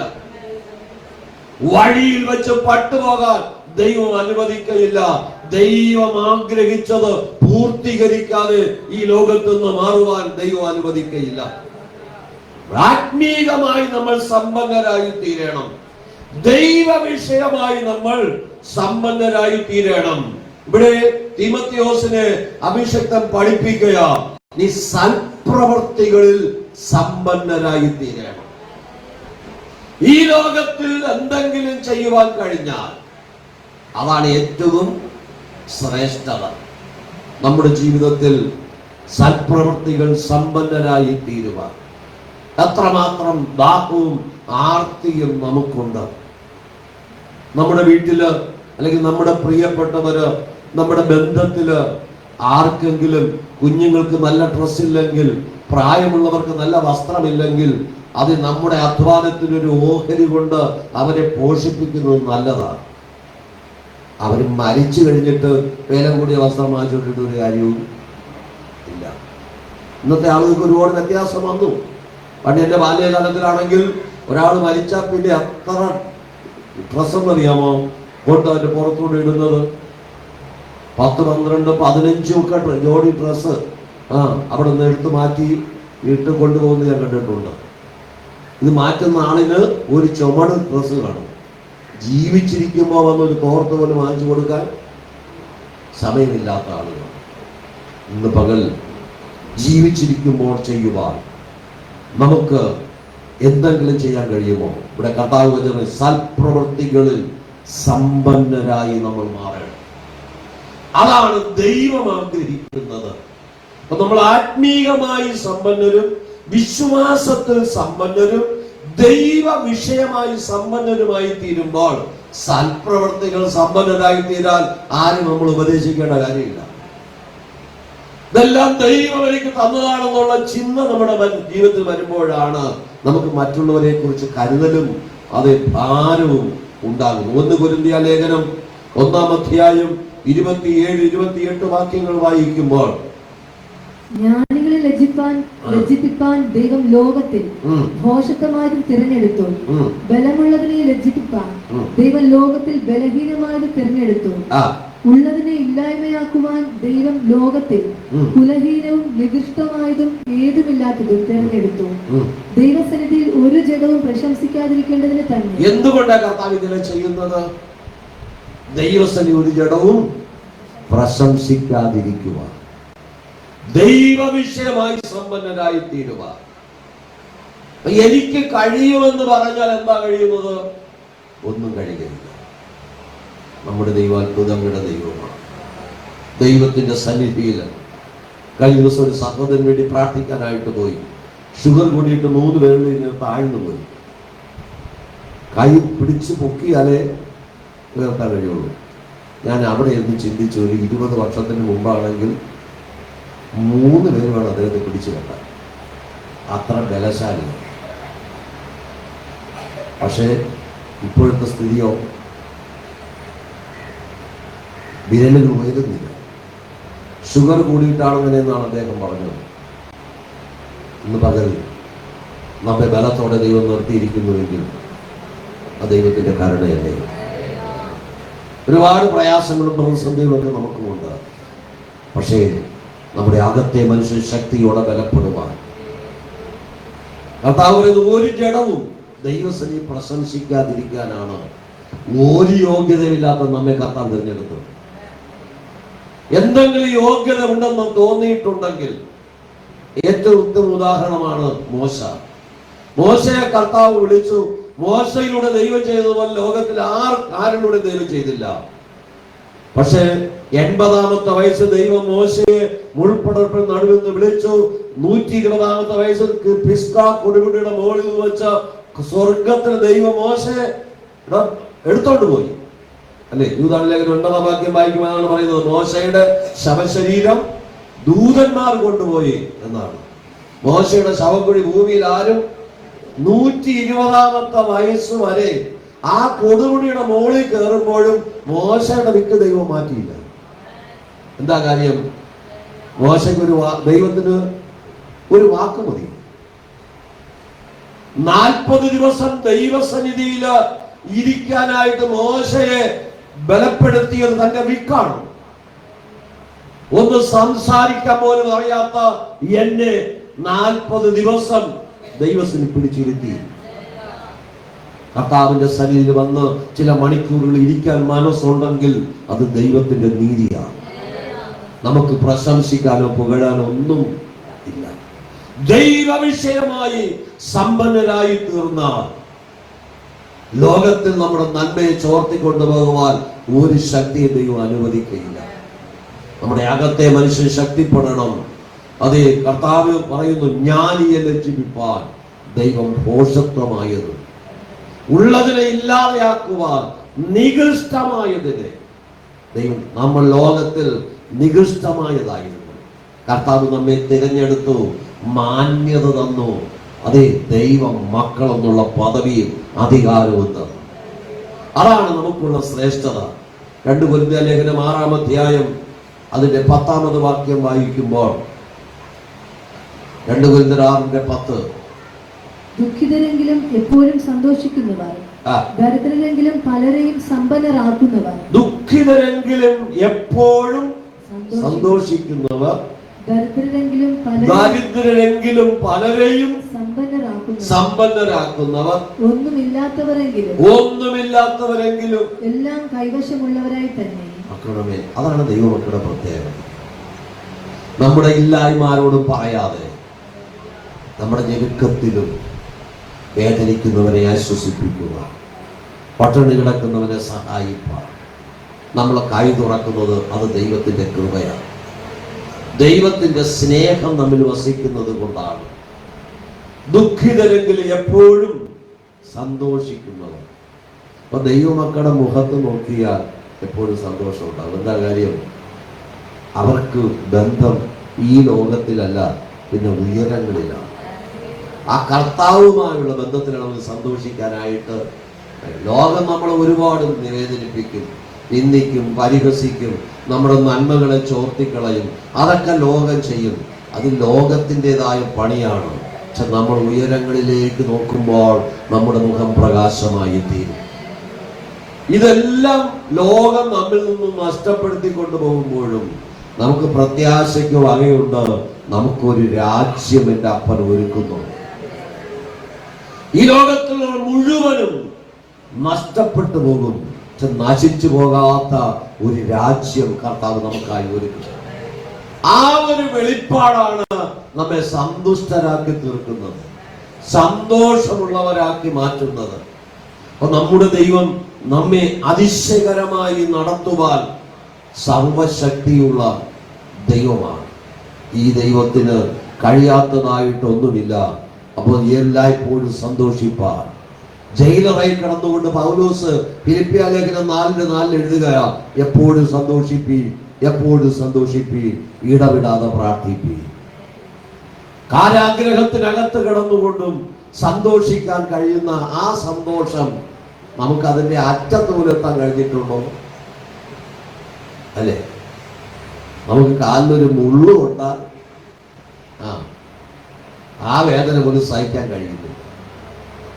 പക്ഷെ കാരാഗ്രഹത്തിനകത്ത് കിടന്ന് സന്തോഷിക്കാൻ കഴിയുന്ന ഒരു മനുഷ്യൻ, ദൈവസന്നിധി, നമ്മുടെ അകത്തെ മനുഷ്യൻ ശക്തിയോടെ ബലപ്പെടുക. മാനുഷികമായ ബലം. ഞാൻ ഇങ്ങനെ മേശരിപ്പണി ചെയ്തുകൊണ്ടിരിക്കുമ്പോൾ എൻ്റെ കൂടെ ജോലി ചെയ്ത ഒരു സഹോദരൻ്റെ കൈ വിരൽ ഇവിടെ വെച്ചാൽ മുറിഞ്ഞ് ഇങ്ങനെ തൂങ്ങിപ്പോയി. തൊലി മാത്രമേ ഉള്ളൂ. ഞങ്ങൾ പെട്ടെന്ന് തോർത്തെല്ലാം വച്ച് കെട്ടി, ഇവിടെ ബ്ലഡ് പോകാതെ ഇവിടെ കയ്യിലൊക്കെ ഒരു കെട്ട് കെട്ടി കിള്ളിയിലെ സാൻജോസ് ആശുപത്രിയിൽ കൊണ്ടുപോയി. അവിടെ ചെന്ന് ആ ഡോക്ടർ കെട്ടഴിക്കുമ്പോൾ, ഞങ്ങൾ കെട്ടിയ തോർത്തെല്ലാം അഴിക്കുമ്പോൾ ഇങ്ങനെ തൂങ്ങിക്കിടക്കുകയാണ് ഇവരുടെ നിൽക്കുന്നത്. കുറ്റപ്പള്ളിയിലുള്ള ഒരു സഹോദരൻ. അപ്പൊ ഡോക്ടർ പറഞ്ഞു, വിജയ, ഇത് തുന്നി കെട്ടിയിട്ട് ഒരു കാര്യവും ഇല്ല. ഈ യൗവനക്കാരൻ പറയല്ലേ, ഒരു കൂസലും ഇല്ലാതെ ഡോക്ടർ തുന്നി കെട്ടിയാൽ മതി, ഇത് ശരിയാവും. ഞങ്ങൾക്കൊക്കെ സങ്കടം വരുന്നു. ഇവന് പോലും ബ്ലഡാണെങ്കിൽ ശരിക്കും ബ്ലഡ് ഒരു ചങ്ങളെല്ലാം കേട്ട് ഇങ്ങനെ ഭയപ്പെട്ടാ നിൽക്കുന്നു. ആ യൗവനക്കാരൻ ഇങ്ങനെ കൈ നീട്ടിയിട്ട് പറയാണ്, ഡോക്ടർ കുത്തിക്കെട്ടിയാൽ മതി, കുഴപ്പമില്ല, ശരിയാവും. അവന്റെ ആ ധൈര്യം. ഡോക്ടർ പറഞ്ഞു, പഴുത്താൽ എന്നെ കുറ്റം പറയും, ഒരു കുറ്റവും പറയില്ല, ഡോക്ടർ കുത്തിക്കെട്ടിയാൽ മതി എന്ന് പറഞ്ഞു. ഒരു 3 മാസം കഴിഞ്ഞപ്പോ കരിങ്കല്ല് പിടിക്കാനുള്ള ശക്തി ആ കൈക്ക് കിട്ടി. അവന്റെ ധൈര്യം. യൗവന പ്രായവുമാണ്. ഞാൻ പറയട്ടെ, നമ്മളൊക്കെ പലപ്പോഴും അവനെ കൊണ്ടുപോയി ഞങ്ങളൊക്കെ തളർന്നുപോയി. പക്ഷെ അവനൊരു കൂസലും ഇല്ല. ഇന്ന് പകൽ ഇതേ വിശ്വാസവും പ്രത്യാശയും ആത്മീയ ജീവിതത്തിൽ വരണം. ലോകത്തിന്റെ ബലത്തിലല്ല. പിന്നെയോ, ആ സഹോദരൻ തൻ്റെ ആരോഗ്യത്തിന്റെ ബലത്തിലാണ് അങ്ങനെ പറഞ്ഞത്. പക്ഷെ ഇന്ന് പകൽ വിശ്വാസത്തിൽ നമ്മൾ സമ്പന്നരായിത്തീരണം. ദൈവ വിഷയമായി സമ്പന്നരായി തീരണം, ആത്മാവിൽ സമ്പന്നരായി തീരണം. അതേ സ്തോത്രം. ദൈവരാജ്യത്തിന്റെ അവകാശികളായി തീരുവാൻ ഈ സമ്പന്നത നമുക്ക് ആവശ്യമാണ്. വെളിപ്പാട് പുസ്തകം 3-ാം അധ്യായം അതിന്റെ 17-ാമത് വാക്യം. വെളിപ്പാട് പുസ്തകം 3-ാം അധ്യായം 17-ാമത് വാക്യം. ഞാൻ ധനവാൻ സമ്പന്നനായിരിക്കുന്നു, എനിക്ക് ഒന്നിനും മുട്ടില്ല എന്ന് പറഞ്ഞുകൊണ്ട് നീ നിർഭാഗ്യനും അരിഷ്ടനും ദരിദ്രനും കുരുടനും നഗ്നനും എന്ന് അറിയാതിരിക്കുക. ഏത് സഭയോടാ ദൂത് പറയുന്നത്? ലവോദിക്യ സഭയോട് പറയുന്ന ദൂത. ഒന്നുകൂടെ വായിക്കാം. ഞാൻ ധനവാൻ സമ്പന്നനായിരിക്കുന്നു, എനിക്ക് ഒന്നിനും മുട്ടില്ല എന്ന് നീ പറഞ്ഞുകൊണ്ട് നീ നിർഭാഗ്യനും അരിഷ്ടനും ദരിദ്രനും കുരുടനും നഗ്നനും എന്ന് അറിയാതിരിക്കുക. നീ സമ്പന്നൻ ആകേണ്ടതിന്. അവിടെ കർത്താവ് പറയുകയാ, ഇതൊന്നും ഇല്ലാത്തപ്പോൾ നീ സമ്പന്നൻ എന്ന് പറയുക. അപ്പൊ ദൈവമക്കൾ അങ്ങനെ പറയണമെന്നാണ് നമ്മൾ പഠിപ്പിച്ചത്, അല്ലേ? ഇതൊന്നും ഇല്ലെങ്കിൽ ഞാന്. പക്ഷേ ലവോദിക്യ സഭയെ നോക്കി പറയുന്നു, നീ സീറോയാ, എന്റെ ജീവിതത്തിൽ ഇതൊന്നും ഇല്ല. എങ്കിലും നീ സമ്പന്നൻ എന്ന് പറയുക. പക്ഷെ നീ സമ്പന്നനാകേണ്ടതിന് അടുത്ത ഭാഗം തീയിൽ ഊതിക്കഴിച്ച പൊന്നും നിന്റെ നഗ്നതയുടെ ലജ്ജ വെളിവാകാതെ വണ്ണം ധരിക്കേണ്ടതിന് വെള്ളയുടുപ്പും നിനക്ക് കാഴ്ച ലഭിക്കേണ്ടതിന് കണ്ണിലെഴുതുവാൻ ലേപവും എന്നോട് വിലയ്ക്ക് വാങ്ങുവാൻ. കർത്താവ് പറയുന്നു, ലവോദിക്യ സഭയെ നീ വില കൊടുക്കണം. നീ സമ്പന്നനാകണമോ? ആത്മാവിൽ സമ്പന്നനാകണമോ? നീ വില കൊടുക്കുവാൻ തയ്യാറാകണം. എത്രമാത്രമാണ് നമുക്ക് വില കൊടുക്കാൻ മനസ്സുള്ളത്? ഫ്രീ ആയിട്ട് കിട്ടുമെന്ന് പറഞ്ഞാൽ നമുക്ക് എല്ലാം സന്തോഷമാണ്, അല്ലേ? നമ്മൾ കടയിൽ കയറുമ്പോൾ ഒരു സാധനത്തോട് ഒരു ബോട്ടിലിനോടൊപ്പം ഒരു ബോട്ടിൽ ഫ്രീ ആയിട്ട് ഉണ്ടെങ്കിൽ നമ്മൾ അതല്ലേ വാങ്ങുള്ളൂ. നമുക്കൊരു ബോട്ടിലിന്റെ ആവശ്യമേ ഉള്ളൂ. ഒരു ബോട്ടിൽ വാങ്ങുമ്പോൾ ഒരു ബോട്ടിൽ ഫ്രീ ആയിട്ട് കിട്ടിയാൽ നമ്മൾ അതല്ലേ വാങ്ങുള്ളൂ. ഞാൻ അങ്ങനെ വാങ്ങുള്ളൂ. എനിക്ക് ഒരു ബോട്ടിലിന്റെ ആവശ്യം ഇപ്പോൾ ഉള്ളൂ, പക്ഷെ ഒരു ബോട്ടിൽ കൂടെ പിന്നെ എന്ത് ചെയ്യാം? ഉപയോഗിക്കാം. ഇവിടെ കർത്താവിന്റെ വചനം പറയുന്നു, നീ സമ്പന്നനാകേണ്ടതിന് നീ വില കൊടുക്കണം. എന്തുമാത്രം വിലയാണ് നമ്മൾ ദൈവസേനയിൽ കൊടുക്കുന്നത്? ഞായറാഴ്ച സഭാരാധനയ്ക്ക് പോലും വരാൻ സമയമില്ലാതെ പലരും വില കൊടുത്തുകൊണ്ടിരിക്കുക. ദൈവത്തെ ആരാധിക്കുവാൻ ദൈവം നമുക്ക് ജീവൻ നൽകിയെങ്കിൽ ഞാൻ ഇടയ്ക്കൊരു സഹോദരനോട് പറഞ്ഞു, സഹോദരിയോട്, തലപൊക്കി എണീക്കാൻ പറ്റുമെങ്കിൽ സഹായം മുടക്കല്ല. ആ ദൈവം ഇതെല്ലാം കുറിച്ചു. ലോകത്തിൽ വേണ്ടി എന്തെല്ലാം കർത്താവിന് വേണ്ടി ഓടിയെന്ന് പറഞ്ഞിട്ടും അതൊന്നും കാര്യമില്ല. ഇതിന്റെ അനുഗ്രഹം പ്രാപിക്കുവാനായിട്ട് ദൈവസേന വരണം. കർത്താവ് ലവോദിക്യ സഭയെ നോക്കി പറയുകയാണ്, നിനക്ക് ഒന്നുമില്ലാതെ ധരിക്കാൻ വസ്ത്രം പോലും ഇല്ലാതിരുന്നിട്ടും നീ പറയണം ഞാൻ സമ്പന്നൻ, എനിക്കെല്ലാം കഴിയും. ഇല്ല, ദൈവത്തിന്റെ സന്നിധിയിൽ വില കൊടുക്കുവാൻ. രണ്ടാമത്തെ ഭാഗം ഒന്നുകൂടെ വായിക്കാം. നീ സമ്പന്നനാകേണ്ടതിന് അതെ, സത്യവേദ പുസ്തകം 7 വട്ടം വെള്ളി ഊതി കഴിക്കുന്ന വെള്ളിയേക്കാൾ സ്ഫുടം ചെയ്തതാണ് ദൈവത്തിന്റെ വചനം. ദൈവ വചനം നിനക്ക് നഷ്ടപ്പെട്ടു പോയി, അതിന് വില കൊടുക്കുവാൻ നീ കഴിയണം. ദൈവത്തിന്റെ വചനം വായിക്കുവാൻ, അത് ധ്യാനിക്കുവാൻ സമയം കണ്ടെത്തണം. എങ്കിൽ മാത്രമാണ് ഈ സമ്പന്നനായി തീരുന്നത്. തീയിൽ ഊതിക്കഴിച്ച പൊന്നും നിന്റെ നഗ്നതയുടെ ലജ്ജ വെളിവാകാതെ വണ്ണം ധരിക്കേണ്ടതിന് വെള്ളയുടുപ്പ്, പരിശുദ്ധാത്മാവിന്റെ ആവരണം നിനക്കുണ്ടാകണം. ദൈവ തേജസ് നിന്നെ വിട്ടു പോകരുത്. ദൈവമാദിയിൽ മനുഷ്യനെ സൃഷ്ടിക്കുമ്പോൾ അവിടെ ദൈവത്തിന്റെ തേജസ് അവനെ അണിയിച്ചിരുന്നു. എപ്പോഴാണോ ദൈവ കൽപ്പന വിട്ടുപോയോ അപ്പോൾ ദൈവ തേജസ് അവനെ വിട്ടുപോയപ്പോഴാണ് അവൻ നഗ്നനെന്നറിഞ്ഞത്. അതുവരെ മനുഷ്യൻ വസ്ത്രം ധരിച്ചില്ല, ദൈവ തേജസ് കൊണ്ട് അവനെ മൂടിയിരുന്നു.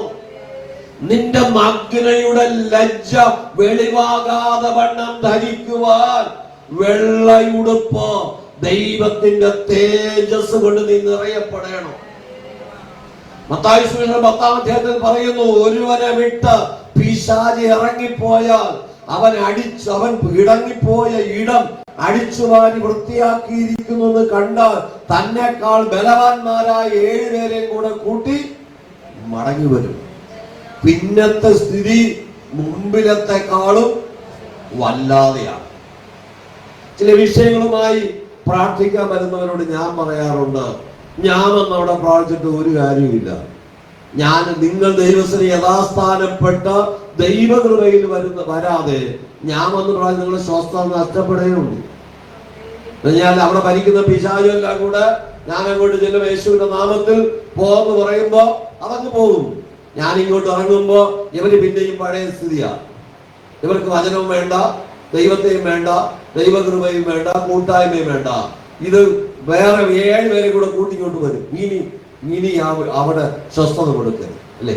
ഇസ്രായേൽ മക്കൾ ദൈവത്തെ ആരാധിക്കാൻ വിട്ടേക്കാൻ മോശ പോയി പറഞ്ഞപ്പോ ഫറവോന്റെ ഹൃദയം കഠിനപ്പെട്ടിട്ട് ഫറവോൻ എന്താണ് ചെയ്തത്? ഊഴിയ വേലക്കാരെ വിളിച്ചിട്ട് പറഞ്ഞു, ഇവർ മടിയന്മാരാണ്, ഇതുവരെയും വൈക്കോൽ കൊടുക്കുമായിരുന്നു ഇഷ്ടിക ചൂടാൻ, ഇനി ഇവർക്ക് വൈക്കോൽ എന്ത് ചെയ്യണ്ട, അവർ തന്നെ സ്വന്തമായിട്ട് കണ്ടെത്തി. അതുപോലെയാണ് പിശാചും. അങ്ങോട്ട് ചെല്ലുന്നത് ഇതിനെല്ലാം പുറത്താക്കുമ്പോൾ നമ്മളിങ്ങോട്ട് ഇറങ്ങുമ്പോൾ തന്നെ അവൻ വേറെ 7 പേരെയും വിളിച്ചോണ്ട് വരും. എന്നാ പിന്നെ ഒന്ന് നോക്കട്ടെ, അവരെ പ്രാർത്ഥന ഒന്ന് കാണട്ടെ. പ്രാർത്ഥിച്ചിട്ട് വീട്ടിൽ വരുമ്പോ ഫോൺ വരും, പാസ്റ്ററെ എനിക്ക് അവിടെ വേദനിക്കുന്നു, സ്വസ്ഥതയില്ല എന്ന്. അതുകൊണ്ടാണ് പറയുന്നത് സഭായോഗം മുടക്കരുതെന്ന്. ദൈവത്തിന് കൊടുക്കാവുന്ന മഹത്വം. ലവോദിക്ക സഭയെ നോക്കി കർത്താവ് പറയുന്ന ദൂത്, നിന്റെ ലജ്ജ വെളിവാകാതെ വണ്ണം ധരിക്കുവാൻ നീ വെള്ളയുടുപ്പ് ധരിക്കണം. ഞാൻ ധരിച്ചിരിക്കുന്നത് വെള്ള ഷർട്ട് ഇട്ടത് കൊണ്ടല്ല, പരിശുദ്ധാത്മാവിന്റെ തേജസ് കൊണ്ട് നിന്നെ നിറയ്ക്കണം. പിശാച് കാണുമ്പോ അവന്റെ ശരീരം പൊള്ളണം.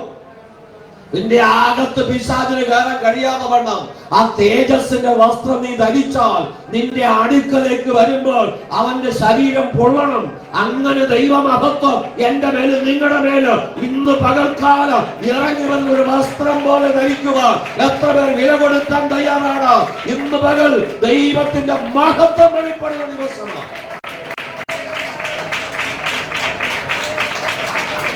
ഹല്ലേലൂയ. ഒന്നുകൂടെ വായിക്കാം. നീ സമ്പന്നനാകേണ്ടതിന് തീയിലൂതിക്കഴിച്ച പൊന്നും നിന്റെ നഗ്നതയുടെ ലജ്ജ വെളിവാകാതെ വണ്ണം ധരിക്കേണ്ടതിന് വെള്ളയുടുപ്പും നിനക്ക് കാഴ്ച ലഭിക്കേണ്ടതിന് കണ്ണിലെഴുതുവാൻ ലേപനവും എന്നോട് വിലയ്ക്ക് വാങ്ങുവാൻ ഞാൻ നിന്നോട് ബുദ്ധി പറയും. യേശുവിന്റെ രക്തത്താൽ വീണ്ടെടുക്കപ്പെട്ട ദൈവപൈതലേ, 1 പത്രോസ് 1:18-19 പറയുന്നത്, പൊന്നും വെള്ളിയുമല്ല നിന്നെ വീണ്ടെടുത്തത്, ക്രിസ്തുയേശുവിന്റെ വിലയേറിയ രക്തം കൊണ്ടാണ്. നീ വില കൊടുക്കുവാൻ തയ്യാറായാൽ എന്റെ കണ്ണിന് കാഴ്ച വേണം. ഈ ലോകത്തിലെ കാഴ്ചകളല്ല, അത് ദൈവത്തിന്റെ അഭിഷക്തനായ എലീശയുടെ ചുറ്റും ആരാമ്യ സൈന്യം എന്ന് പറയുമ്പോൾ പ്രവാചക ശിഷ്യൻ നിലവിളിക്കുകയാണ്, യജമാനനെ നമുക്ക് രക്ഷപ്പെടാനുള്ള എല്ലാ പഴുതും അടഞ്ഞു. ആരാമ്യ സൈന്യം നമ്മുടെ വീട് വളഞ്ഞിരിക്കുക. പ്രവാചകൻ പ്രാർത്ഥിക്കും, ദൈവമേ ഇവൻ കാണത്തക്കവണ്ണം ഇവന്റെ കണ്ണ് തുറക്കണം. അവൻ കണ്ണ് തുറന്നപ്പോൾ അഗ്നിമയമായ രഥങ്ങളെയും കുതിരകളെയും കൊണ്ട് മല നിറഞ്ഞിരിക്കുന്നത് കണ്ടു. അത് കാണുവാൻ നമ്മൾ കാണുന്നത് നമ്മുടെ രാവിലെ ഉറക്കമഴിക്കുമ്പോൾ വീട്ടിന്റെ മുറ്റത്ത് മെറ്റയിൽ നാരങ്ങയും ഭസ്മവും അത് അല്ലെങ്കിൽ തിരിയും അല്ലെങ്കിൽ തേങ്ങയും കുമ്പളങ്ങി വെട്ടിയതൊക്കെ നമ്മൾ കാണുള്ളൂ. ഇതൊക്കെ കാണുള്ളൂ. ഇല്ല, ഇതിന്റെ അപ്പുറത്ത് ഇതിനെല്ലാം തകർക്കാൻ കഴിയുന്ന ദൈവത്തിന്റെ ശക്തിയെ നമുക്ക് കാണുവാൻ തക്കവണ്ണം, ആ ദൈവകൃപയെ കാണുവാൻ, നമ്മുടെ കണ്ണുകൾ തുറക്കുവാൻ, ദൈവത്തിന് വില കൊടുക്കുവാൻ എത്ര പേർ തയ്യാറാകുന്നു? അവർക്ക് വേണ്ടി പ്രവർത്തിപ്പാൻ ഇന്നും എന്റെ ദൈവം സർവശക്തനാ. ഭൗതികമായ പ്രതികൂലങ്ങളെ കണ്ട്, ഈ ലോകത്തിന്റെ പ്രതികൂലങ്ങളെ കണ്ട് നിരാശപ്പെട്ടു പോകാതെ വില കൊടുക്കുവാൻ തയ്യാറാണെങ്കിൽ ഇന്ന് പകൽ കർത്താവ് പറയുന്നു, നീ എന്നോട് വില കൊടുക്കുവാൻ, എനിക്ക് വില കൊടുത്തു വാങ്ങുവാൻ നീ തയ്യാറാണെങ്കിൽ, ഓ ഹല്ലേലൂയ,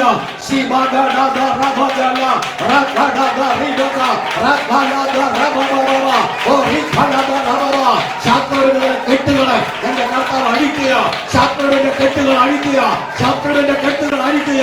ഈ ആഭിചാരത്തിന്റെ കെട്ടുകൾ യേശുവിന്റെ നാമത്തിൽ ഇന്ന് പകൽ അഴിഞ്ഞു മാറുകയാ. ഇത് നന്മക്കെതിരെ, തലമുറയുടെ നന്മക്കെതിരെ, ബിസിനസിനെതിരെ, കുടുംബത്തിന്റെ സ്വസ്ഥതക്കെതിരെ ശാസ്ത്രം കെട്ടിയ ചില കെട്ടുകളെ ഇന്ന് പകൽ എന്റെ യേശു അഴിക്കുക. ഏതൊക്കെയോ മേഖലയില എന്റെ കർത്താവ് വിടുതൽ അയച്ചിരിക്കുക, വിടുതൽ അയച്ചുകൊണ്ടിരിക്കുക. ഇന്ന് പകൽക്കാലം ഒരു വലിയ വിടുതൽ നമ്മുടെ ജീവിതത്തിൽ വെളിപ്പെടുവാൻ, കുടുംബത്തിൽ വെളിപ്പെടുവാൻ, വിശ്വാസത്തിൽ സമ്പന്നരായി തീരുവാൻ. ഓ ഹല്ലേലൂയ. ചിലതിനെ എത്തിപ്പിടിക്കുവാൻ, ചിലതിനെ കാൽ കീഴാക്കുവാൻ എന്റെ കർത്താവ് നമ്മുടെ കാലുകളെ ബലപ്പെടുത്തുകയാ. പാമ്പുകളെയും തേളുകളെയും ശത്രുവിന്റെ സകല ബലത്തെ ചവിട്ടുവാൻ നൽകിയ അധികാരം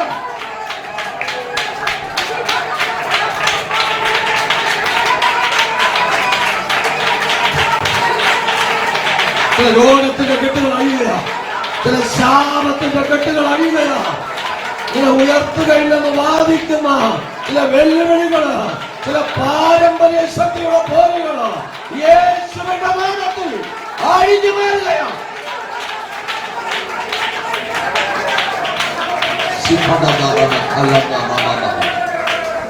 എല്ലാവർക്കും എഴുന്നേൽക്കാൻ ദൈവത്തോട് പ്രാർത്ഥിക്കാം. ദൈവസന്നിധി നമ്മെ തന്നെ ഏൽപ്പിച്ചു.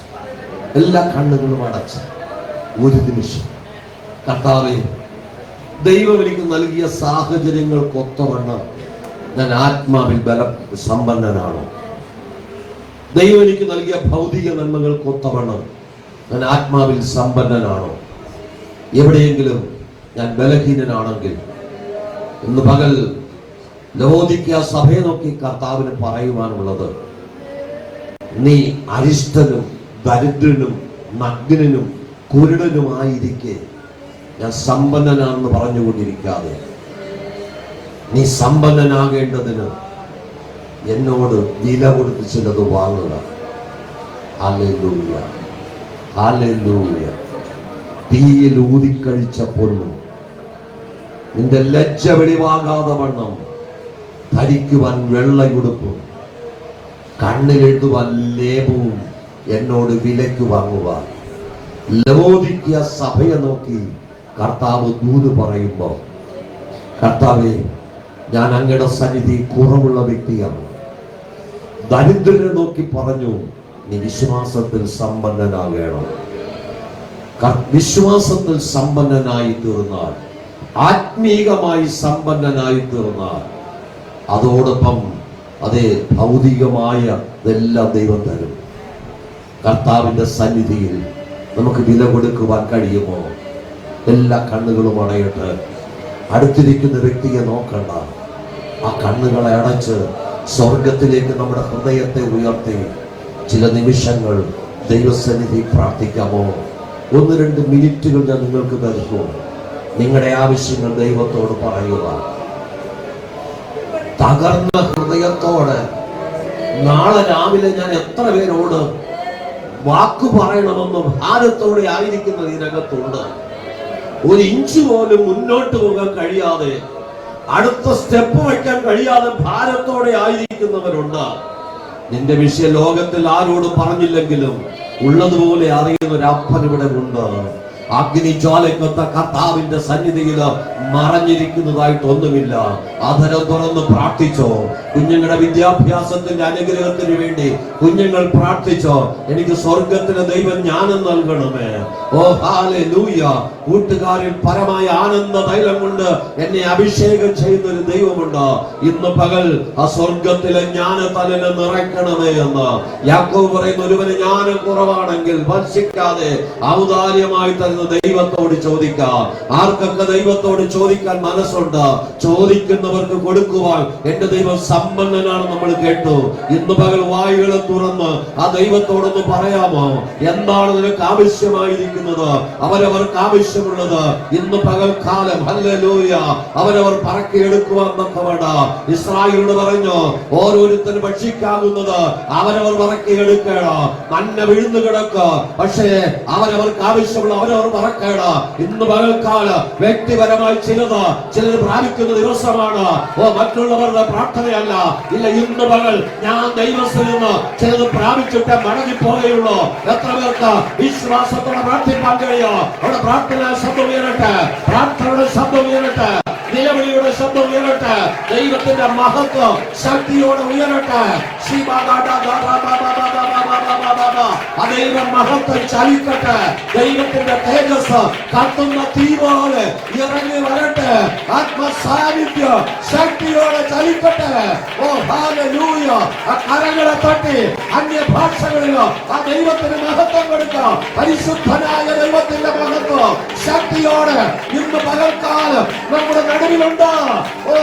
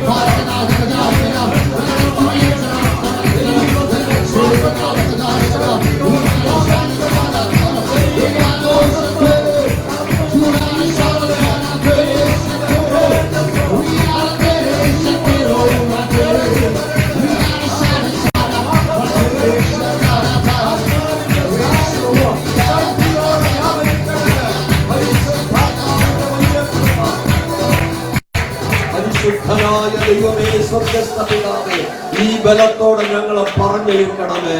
ഞങ്ങൾ കടന്നു പോകുന്ന എല്ലാ ഇടങ്ങളിലും കർത്താവിന്റെ അത്ഭുതങ്ങൾ വെളിപ്പെടുവാൻ ആത്മാവിൽ ഞങ്ങൾ സമ്പന്നരാണ്. ഓ ദൈവത്തിന്റെ മഹത്വം ഞങ്ങൾ ചുമക്കുവാൻ ഞങ്ങളെ തന്നെ സമർപ്പിക്കുന്നു. അവിടുത്തെ മഹത്വം ഞങ്ങളുടെ മേൽ വെളിപ്പെടുത്തണമേ. മോശയുടെ മേൽ ദൈവത്തിന്റെ മഹത്വമുള്ള ഭുജം വെളിപ്പെട്ടപ്പോ ചെങ്കടൽ വിഭാഗിപ്പാൻ ശക്തീകരിച്ചതുപോലെ ആ ദൈവത്തിന്റെ മഹത്വമുള്ള ഭുജ ഞങ്ങളുടെ മേൽ വെളിപ്പെടുത്തണമേ. കടന്നു പോകുന്ന എല്ലാ ഇടങ്ങളിലും അത്ഭുതങ്ങളെ കാണുക. ഞങ്ങൾ അനുഭവിക്കുന്ന പ്രതിസന്ധികളെ അതിജീവിപ്പാനുള്ള കർത്താവിലോ അവിടുത്തെ ആമയുടെ ബലത്തിലോ ദൈവം ഞങ്ങളെ നിറയ്ക്കണമേ. ദൈവത്തിന്റെ കൃപ ഞങ്ങളോട് കൂടെ പോരണമേ. അവിടുത്തെ സാന്നിധ്യത്തിന്റെ മറവില് ഞങ്ങളെ മറയ്ക്കണമേ.